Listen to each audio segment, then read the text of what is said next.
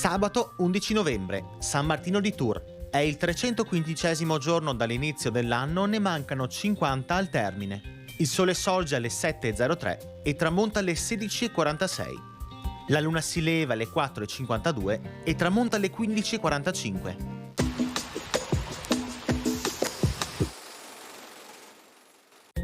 Sembra che in questo giorno sia iniziata la costruzione del legno del primo ponte di Rialto, detto del Quartarolo, per la moneta chiesta come pedaggio per il passaggio.